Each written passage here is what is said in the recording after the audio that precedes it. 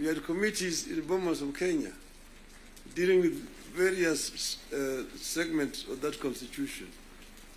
The executive was one. Legislature is another one. Judiciary is another one. Devolution, other committee. The devolution was very contentious because we had very many people who did not want the devolution because of what had happened at independence. As you know, we started with the devolved system government, Majimbo. The foundation of Majimbo was actually contentious because it was ethnic-based. The colonialists and the settlers had actually instilled fear in the people that the bigger communities, the bigger tribes at that time, the Luos and the Kikuyus, will lord it over the smaller tribes. And thus the smaller tribes need to safeguard themselves by creating regions and powers so that they can be able to be protected. That was the basis of Majimbo. And it was a very lengthy discussion at Lancaster House. So Kanu accepted Majimbo in London, but with the understanding that they would change it after the independence. So after independence, Kanu actually started to frustrate Majimbo by not remitting funds to the regional governments. I want to refer you to the Hansard in the Bunge. There's a motion that was moved by the then leader of opposition at that time, the late Ronald Ngala, of censorship of the Prime Minister, Jomo Kenyatta, because he had refused to release funds to the regional governments. You need to read that debate. Ngala moved it. It was seconded by Masini Muliro, who was the deputy leader of the opposition. And then Kanu, of course, responded. First Jaramogi, Oginga Odinga, and then Tom Mboya responded to that motion. The motion was defeated, but that debate actually is very historical. And I want to refer you to it. Go and read what it said. Eventually, Kanu, of course, had to fold up and dissolved, and then eventually Majimbo was also dissolved through a constitutional amendment. And then what happened was what? They created a Ministry of Local Government, which was given a lot of powers. Ministry of Local Government. So the Minister of Local Government became an executive minister, just like a Minister for Finance under that constitution at that time. And now they were county councils down there that they capped 265. But then they could not do anything without authority in writing from the Minister of Local Government. So we had all these documents when we were there at Bomas. But then we said we wanted to give more autonomy to the counties so that service delivery could be better improved. We came up with regions at Bomas of Kenya. But there are people who really opposed devolution. The chairman of devolution in Bomas was called Dr. Odinga. He addressed the audience at Bomas, and by the time he finished talking, everybody said that man should be the chairman of that committee, and became the chairman of the committee. And he conducted the matter so well and so effectively that he became a marked person. What did they do to him?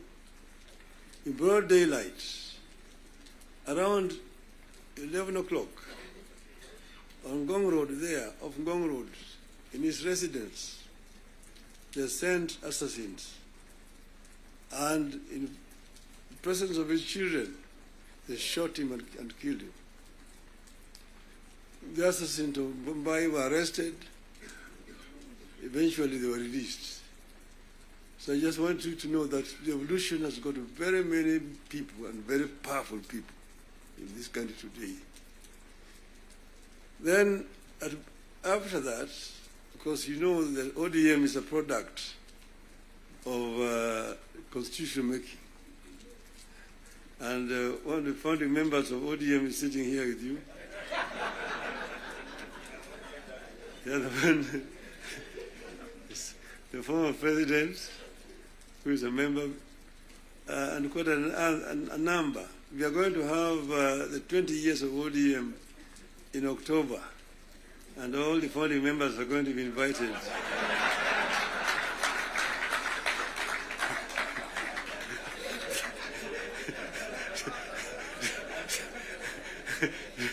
to come and attend.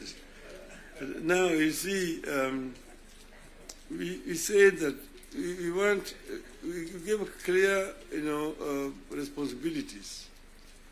The executive, the legislature, and the judiciary. And the legislature is supposed to make laws that the executive uses to run the country.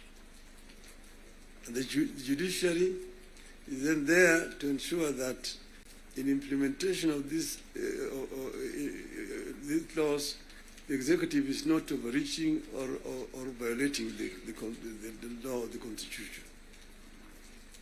But then, so the work of Parliament is representation, legislation, and oversight. Very clear, it's written there in the Constitution. Parliament is not supposed to be implementing.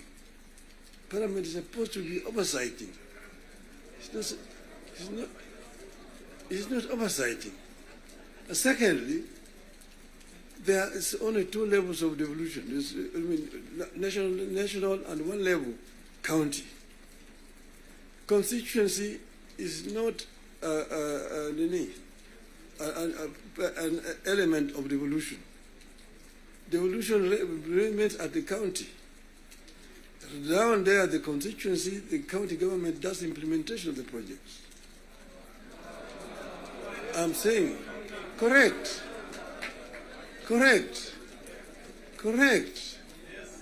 Down at the constituency, it's the county government.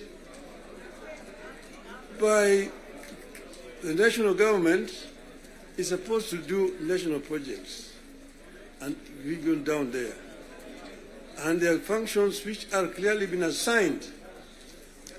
Functions which have been clearly been assigned to the national government. I will tell you, your legislatures, and a very famous English politician said that I may not agree with what you have to say, but I shall defend unto death your right to say it. So listen to me. Let me say it. And then you'll have a chance to come and respond. So I'm telling you, I know that sometimes the truth is very bitter. I was there, and we discussed with the Karue when he was moving around to bring the CDF. The CDF were brought because of circumstances that were prevailing at that time. In those days, with a centralized system of government, there were very little resources which are going down to the counties. And that's the reason why the Harambee became the major ways of mobilizing resources. Sometimes you find nearly 100 cards in your desk for Harambees here and there. Whenever the president moved around, we'll go around to counties, to the districts. And then we'll be addressing people. People will come up to tell them their problems. Mtukufu Rais, hapa kwetu barabara ni mbaya sana, haipitiki. Mvua ikinyesha kuna matope, barabara haipitiki. Mtukufu Rais, hapa kwetu shule yetu hapa, juzi mvua ilinyesha na upepo kaja katoa paa, watoto sasa wanasoma chini ya mti hapa. Mtukufu wa rais, hapa kwetu hakuna maji. Mtukufu wa rais, hatuna stima na kadhalika. When he stand to respond, to say, nyinyi mnasema barabara ni mbaya, mnasema hospitali hakuna dawa, mnasema upepo imechukua paa ya nyumba, mjumbe wenu anafanya nini? Yeye anapiga tu kelele kule kwa bunge, anapiga tu kelele kwa bunge, hajali mambo ya maendeleo kwake. Kwa hiyo mimi nitatumia mtu kuja kufanya rambi, lakini leo mimi nitatoa pesa ya kujenga hiyo shule, ambayo kujenga hiyo nyumba, nitatoa pesa na kadhalika. That was the end of it. So the MP was the one who was being blamed for the failure of the national government to do certain things in their constituency. And that's the reason why we came up with the idea of CDF. That was that time. Exactly, that was that time. But then the constituency is now falls under the devolved government, which is being led by the governors. So constituency is not a devolved unit. And members of parliament themselves should not be involved in development, because there's supposed to be oversighting. There's supposed to be oversighting. If you have yourself being involved in construction of roads, building of schools, hospitals, who is going to oversight you? Who is oversighting you? So, Mr. President, I hold very clearly that these MPs know that they should not have any business in trying to implement projects in their constituency. Implementation of projects should be left to the county government.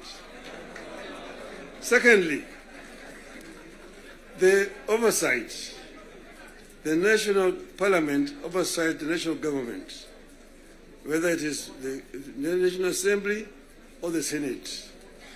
Oversighting of governors, the responsibility of MCAs, members of the county assembly, not the senators. It's not the responsibility of the Senate to oversight. Senate wasting time of governors to come and answer questions about roads in the counties.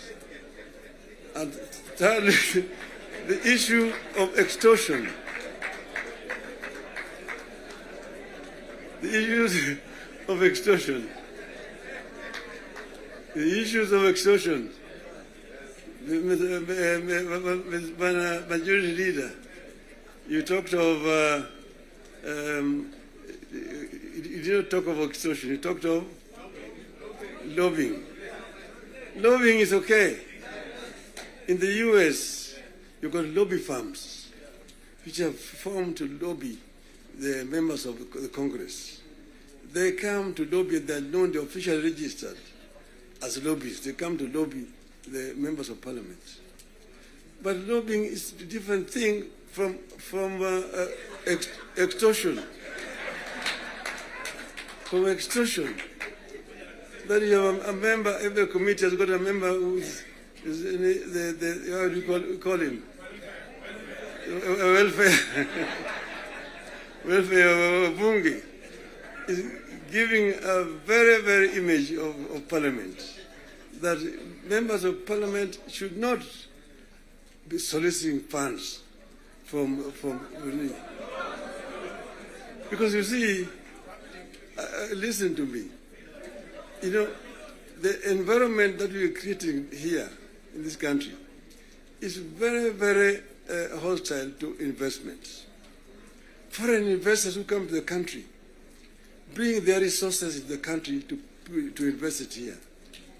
And when they bring their resources, when they find there's too much bureaucracy and there's too much extortion, they run away.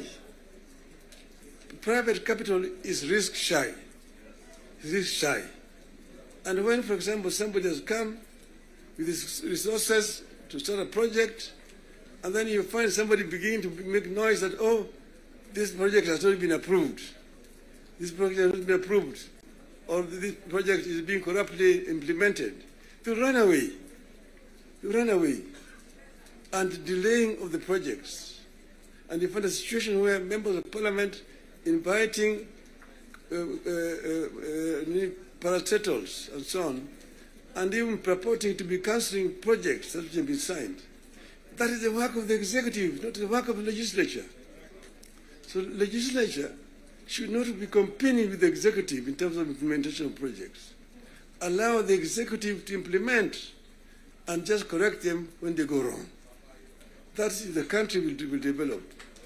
Create a healthy environment for implementation of projects in the country. Then this country will develop. I know I'm being too honest with you people. And I know that the facts, the truth sometimes is so painful, but I think it is important to say this to honorable members of Parliament.